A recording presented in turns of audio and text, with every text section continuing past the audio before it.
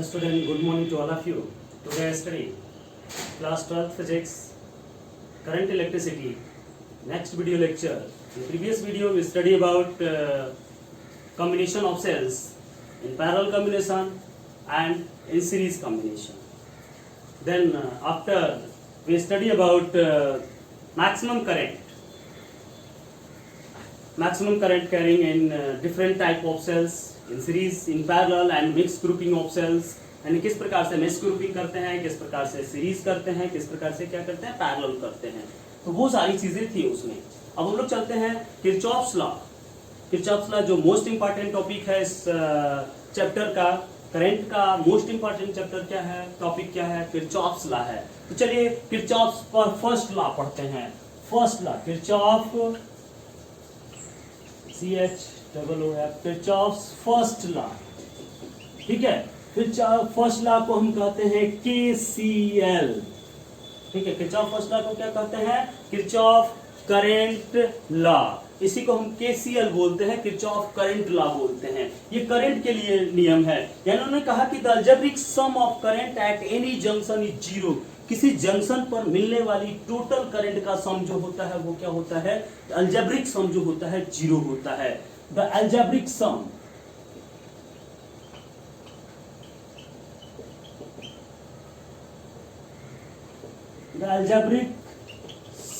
of total current at any junction, sum of total current at any junction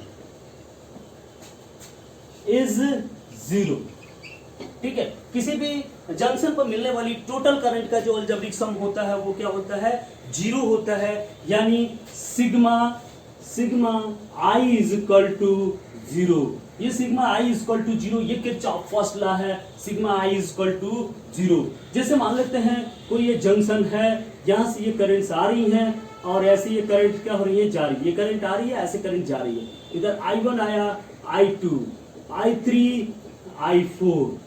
ठीक है, तो क्या हो जाएगा यहाँ पे, I1 plus I2 minus I3 minus I4 equal to क्या, zero.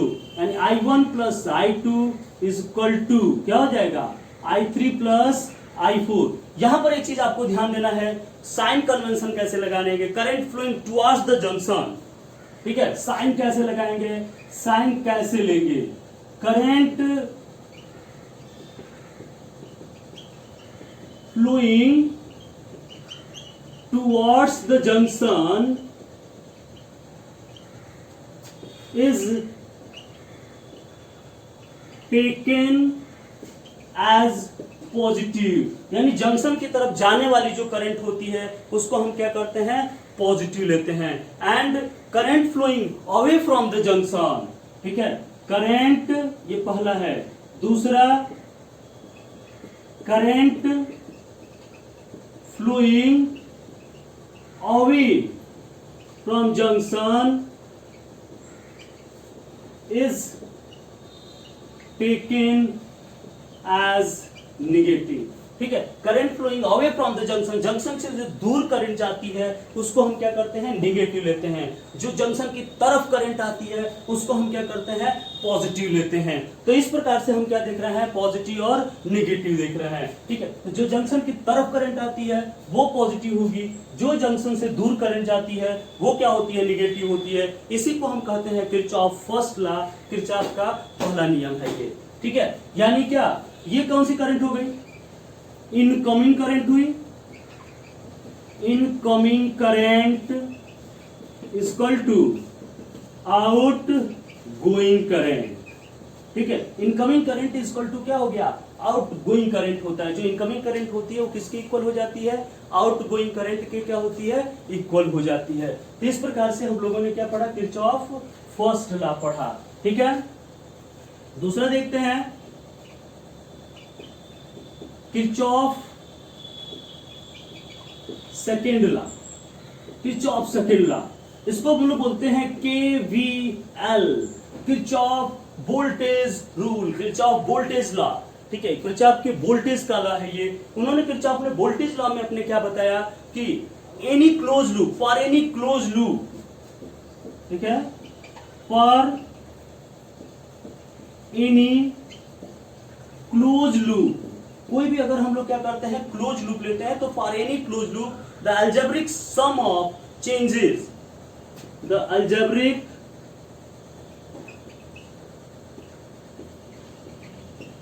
sum of changes in potential must be zero. Changes in potential must be zero.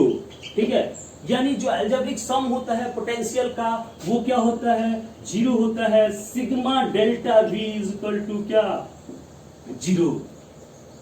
Sigma delta V की वैल्यू क्या हो जाती है, जीरो हो जाती है। या कह सकते हैं क्या, यानी अगर कोई हम लोग क्या करते हैं क्लोज लूप लेते हैं, बंद लूप लेते हैं, तो उसमें करें टोटल वोल्टेज का, टोटल पोटेंशियल डिफरेंस का जो अलजेब्रिक सम होगा वो क्या हो जाता है उस क्लोज लूप के लिए जीरो हो जाता है। ठीक है, तो sigma delta V equal to क्या, जीरो हो जाएगा। चलते हैं यहां पर देखते हैं अलजेब्रिक सम ऑफ, इसी में आगे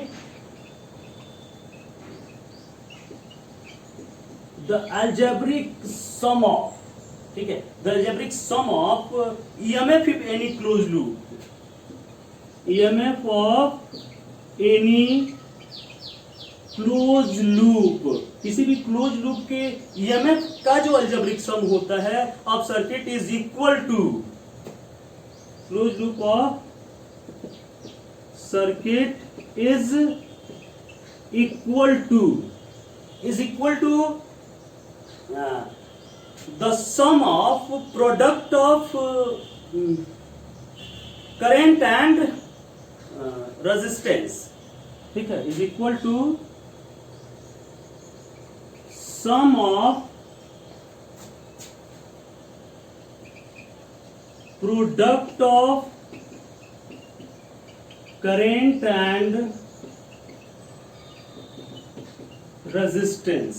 ठीक है, यानी the algebraic sum of EMF of any closed loop of circuit is equal to sum of product of current and resistance. Current और रेजिस्टेंस के मल्टीप्लिकेशन के सम के क्या होता है, इक्वल होता है। यानी इसका मतलब क्या, sigma E equal to sigma I into R, यानी ई इक्वल टू क्या होगा, सिग्मा आई इंटू आर हो जाता है। तो ये चीजें आपको क्या करनी है, याद रखनी है। Sigma equal to sigma I into R, इसी का ज्यादातर यूज हम करते हैं, या सिग्मा डेल्टा। यहीं से देख लो डेल्टा भी बराबर क्या होता है भाई, ई माइनस आई आर होता है कि नहीं होता है, भी बराबर ई माइनस आई आर। ठीक है, तो डेल्टा भी, तो ये क्या हो जाएगा, इसका मतलब delta V equal to sigma delta V equal to zero, यानी sigma E minus I R equal to क्या हो गया, जीरो हो गया। यानी sigma E equal to sigma I R. तो इसको हम लोग कर सकते हैं, यहां से दिखा सकते हैं। चलिए, तो ये चीज हुआ, तो समझ में आया Kirchhoff second law. Kirchhoff second law ये कहता है the algebraic sum of EMF of any closed loop of circuit is equal to sum of product of current and resistance. Current के और रेजिस्टेंस के प्रोडक्ट के सम के क्या होता है, इक्वल होता है। अब इसमें सबसे मेन फैक्ट क्या है, कैसे कैसे साइन लेंगे, साइन कन्वेंशन आपको जानना जरूरी है।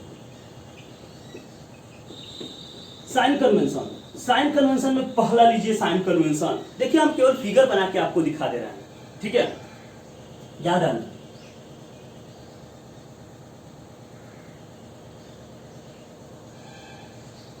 ये आपका सेल है, ये पॉजिटिव है, ये नेगेटिव है, ठीक है। यहीं पर हम दिखाते हैं एक और इसी तरह से, ये सेल है, ये पॉजिटिव हो गया, ये नेगेटिव हो गया, ठीक है। अब यहां पर ध्यान दो, अगर हम किधर से किधर की तरफ जाते हैं, हम अगर निगेटिव टू पॉजिटिव जाते हैं, यानी किधर से जा रहा है, negative terminal to positive terminal, यानी निगेटिव टर्मिनल से पॉजिटिव टर्मिनल की तरफ जाते हैं, तो उस समय पोटेंशियल जो होता है V इक्वल टू क्या लेंगे हम लोग, प्लस सी लेंगे। क्या लेंगे, V इक्वल टू प्लस सी लेते हैं। जब हम बैटरी के जो बैटरी या सेल आपके लगी हुई है उस सेल के निगेटिव से पॉजिटिव टर्मिनल की तरफ हमारा ट्रांसवर्सल है, हम नेगेटिव से पॉजिटिव की तरफ जाते हैं तो उस समय V की वैल्यू क्या होगी, पॉजिटिव होगी। लेकिन जब हम किधर से किधर आ रहे हैं, प्लस से माइनस की तरफ, when transversal is क्या, पॉजिटिव टू नेगेटिव टर्मिनल, अगर हम पॉजिटिव से नेगेटिव टर्मिनल की तरफ जाते हैं तो ये V की वैल्यू जो होती है वो क्या आती है, नेगेटिव आती है। V इक्वल टू क्या, माइनस ही आएगा। तो यहां पर V इक्वल टू प्लस ही और यहां पर V इक्वल टू क्या आ जाएगा, माइनस ही आ जाएगा। तो ये V इक्वल टू प्लस ही और V इक्वल टू क्या हो गया, माइनस ही हो गया। ठीक है, तो ये चीजें हुई। अब आगे देखते हैं, ये तो EMF की बात हुई। अब चलते हैं कि EMF of cell is taken as negative in direction of transversal and taken as positive in opposite direction of transversal। हो गया, तो ये EMF की वैल्यू आ गई हमारी यहाँ पे। अब आगे हम लोग क्या चलते हैं कि IR के लिए देखते हैं, इसको भी फिगर से चलो।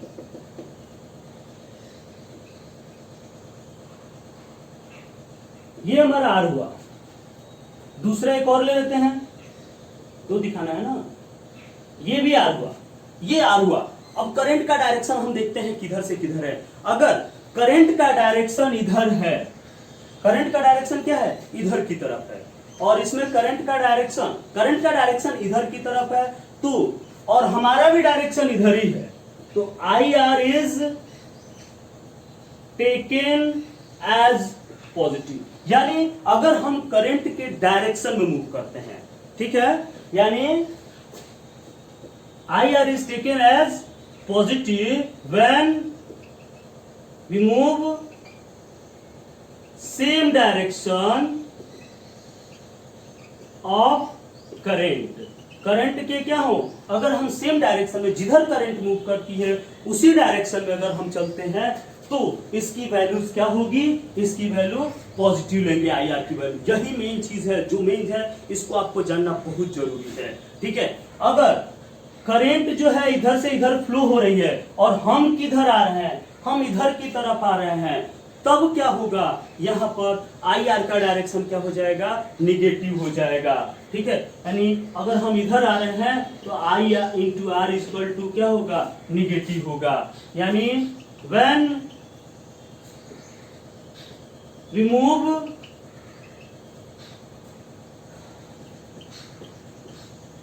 ऑपोजिट डायरेक्शन ऑफ करंट, ठीक है, यानी जब हम अपोजिट डायरेक्शन ऑफ करंट के लिए होंगे तब IR is taken as negative. IR की वैल्यू क्या करते हैं, नेगेटिव लेते हैं। ये आपके किरचॉफ के दोनों रूल्स हैं जो कि क्या है, मोस्ट इंपॉर्टेंट हैं। ठीक है, आपके इस थ्योरी के लिए मोस्ट इंपॉर्टेंट है किरचॉफ के ये दोनों रूल्स। इसको आप नोट करिए और इसका थोड़ा सा हम सर्किट डायग्राम अभी ऊपर बनाएंगे मिटा करके, पहले इसको नोट करिए। चलिए देखिए, इसका थोड़ा सा हम एक तो बताते हैं, ऊपर वाला पहले मिटा देते हैं। ठीक है,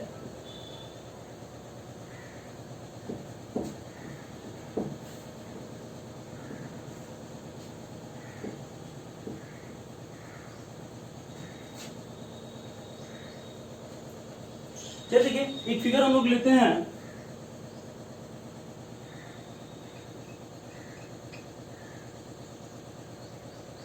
ठीक है, तीन रेजिस्टेंस लेते हैं, R1, R2 और R3।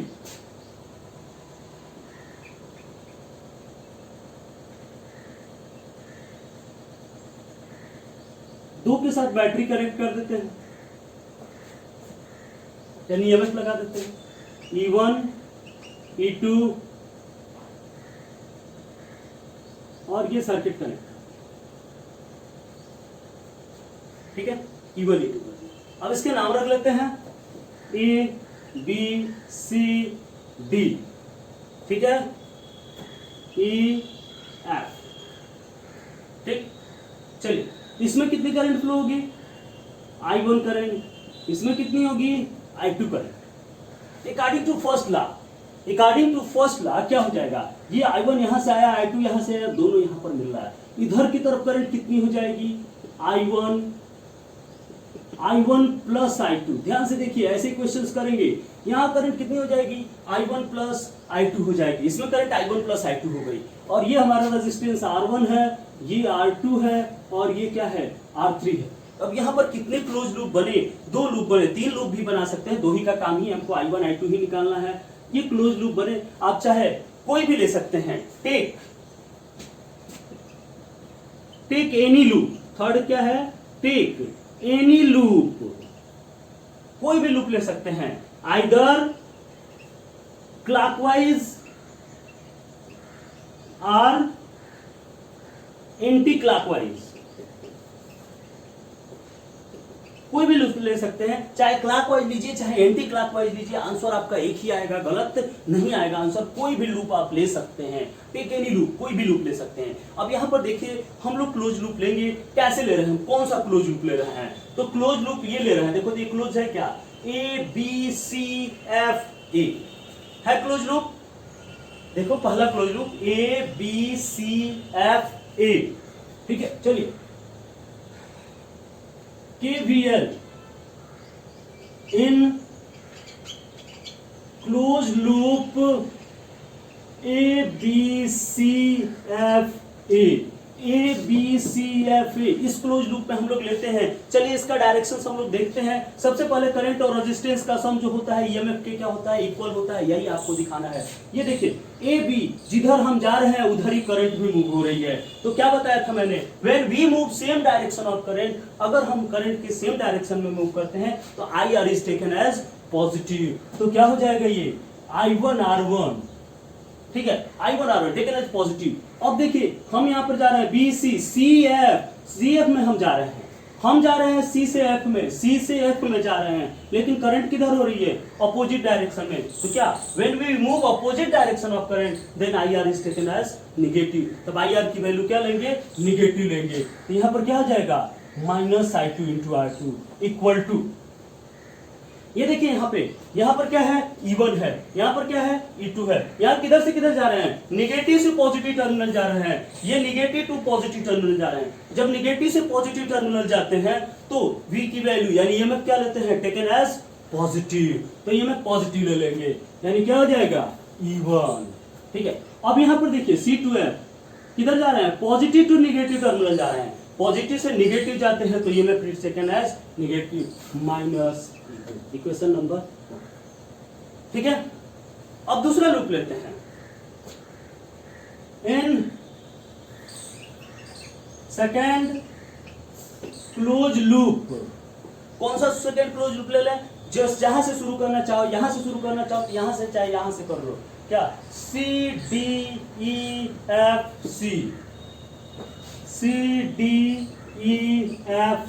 हो गया क्लोज लूप। देखो CDEFC ये क्लोज लूप हो गया।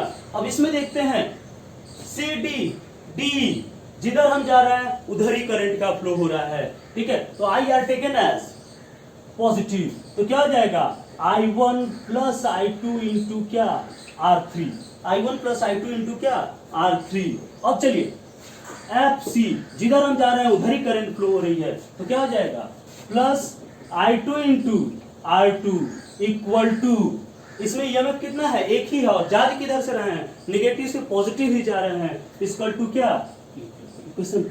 ऐसे क्वेश्चंस करेंगे और इसको सॉल्व करके हम लोग क्या कर देते हैं, E1 E2 की वैल्यू गिवन रहता है, R1 R2 R3 की भी वैल्यू गिवन रहता है, 2 इक्वेशन हो गए, I1 और I2 हमारा क्या होगा, निकल जाएगा। तो इस प्रकार से इसको सॉल्व कर लेते हैं। यहां से चाहे तो कॉमन कर सकते हैं, I1 R3 plus I2 common, R3 plus R2 equal to E2, इसको इक्वेशन 2 करिए और इसकी वैल्यूज को क्या करिए, सॉल्व कर लिए। तो इस प्रकार से बस डायरेक्शंस आपको क्या होना चाहिए, आना चाहिए, ठीक है। तो इसको नोट कर लीजिए।